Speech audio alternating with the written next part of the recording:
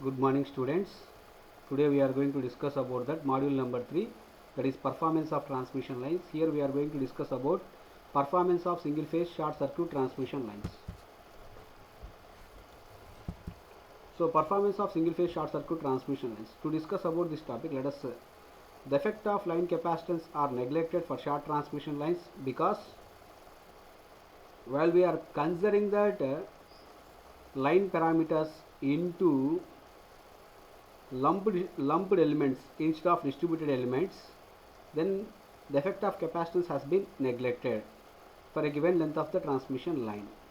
So if the capacitance is neglected in the given transmission line, then the network consists of only resistance and inductance which are taken into count. Let us see the equivalent circuit of a single phase short circuit transmission line.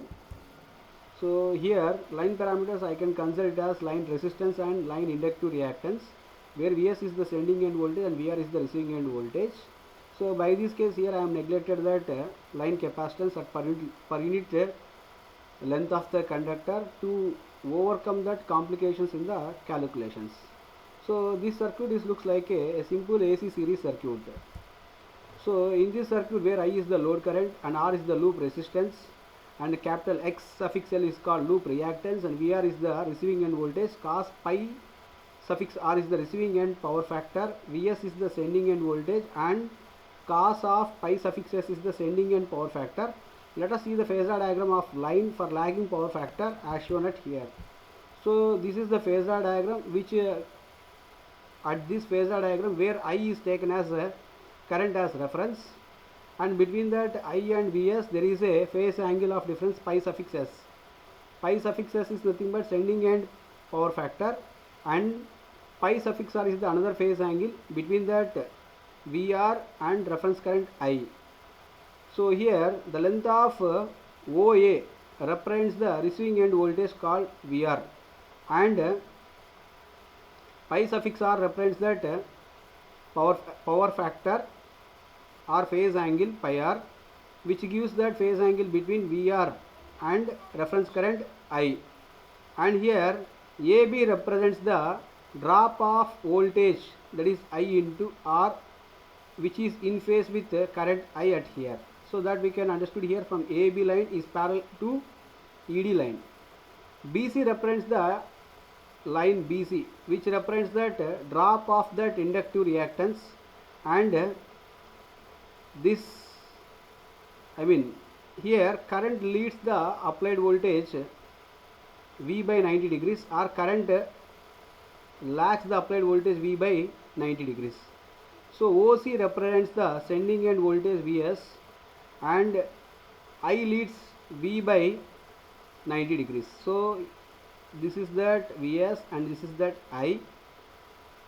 If I leads that voltage Vs, or we can say that I lags the voltage Vs based upon either Vs as reference or current as reference. So from the right angle triangle of ODC, so ODC, here hypotenuse side whole square is equal to adjacent side whole square plus opposite side whole square. So OC square, that is hypotenuse square. Hypotenuse means Vs, OC. So Vs square is equal OD. What is OD? OD is nothing but OE plus ED. OD means. Then similarly CD. CD is nothing but CB plus BD. So like that here we written everything. And Vs square is equal OE. OE is nothing but VR into cos of pi r. OE. Look at here. OE. OE is nothing but, this is that adjacent side, opposite side and hypotenuse. According to here cos pi r is equal formula. Cos pi r is equal adjacent side divided by OE divided by hypotenuse OA. OE is nothing but current I. So here we can take that OE is nothing but VR into cos of pi r and ED is nothing but IR whole square and DB is nothing but VR into sin pi r and BC is nothing but I into XL whole square. This and all the parameters which are taken from this right angle triangle of ODE. Therefore here Vs is equal square root of Vr into cos of pi r plus Ir whole square plus Vr into sin pi r plus I into XL whole square. Then from here, from this topic here, percentage of voltage regulation, that already we know that sending end voltage, the difference of sending end voltage to receiving end voltage to its receiving end voltage is called as percentage of voltage regulation. So therefore sending end power factor is nothing but cos of pi s. Cos of pi s is equal OD divided by DC. OD.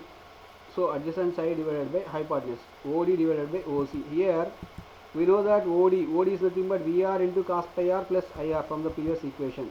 Here OD is nothing but VR cos pi r plus IR divided by DC. DC is nothing but already we know, that is Vs. Next. Therefore power delivered here, power delivered is nothing but receiving end side, that is VR into IR into cos of pi r, and line losses are I square R, that is general formula what we know, and power sent out is nothing but losses plus sending end voltage VR IR cos of pi r. So percentage of transmission efficiency, the percentage of transmission efficiency is equal power delivered by power sent out into 100. Here already power delivered means in previous, here we know that VR IR cos of pi r divided by power sent out. Power sent out means VR IR cos pi r plus I square R.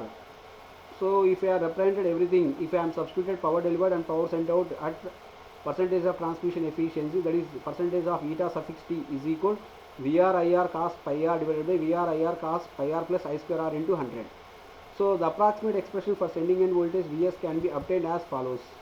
So if you see here, this phasor diagram we are drawn, that draw the perpendicular from B and C on OA. Look at here, B and C, here nothing but one perpendicular line which was drawn for line OA, and the OC is nearly equal to OF here, OC. So here to here OC, it is also equal to OF, and here we can write that OF is nothing but OA plus AF, OA plus AF. Then again we can write that AF is nothing but AG plus GF, and we can also write that GF is also equal to BH. So Vs is equal OA plus AG plus BH. From the above right angle triangle of AGB, here we know that cos of pi r, that is equal adjacent side divided by hypotenuse. Adjacent side divided by hypotenuse means adjacent side is nothing but AG, hypotenuse side is nothing but AB. So if we substitute that AG AB here, VR is equal IR into cos pi r. Similarly here sin pi r is nothing but opposite side divided by hypotenuse. Opposite side is nothing but BH, B and H, opposite side divided by hypotenuse. Hypotenuse is nothing but CB. So here BH is nothing but VR, BH is nothing but VR, same, it is parallel. BH is also equal to GF, so it is VR. So here VR is equal IXL sin pi r. This IXL if you send to left hand side, like this here we got. Therefore Vs is equal VR plus IR into cos pi r plus I into XL sin pi r. Here VR if you send left hand side, the remaining equation Vs minus VR is equal IR into cos pi r plus I into XL sin pi r. So the analysis can be done using complex notation. The phasor diagram is shown in the below figure. So here VR bar is nothing but VR at an angle of 0 degrees. So phase angle, if the angle is 0 means in polar form, in rectangular form we can write VR plus J of 0, and similarly I bar is equal I at an angle of minus pi r. Minus pi r is nothing but cos pi r minus J into sin pi r.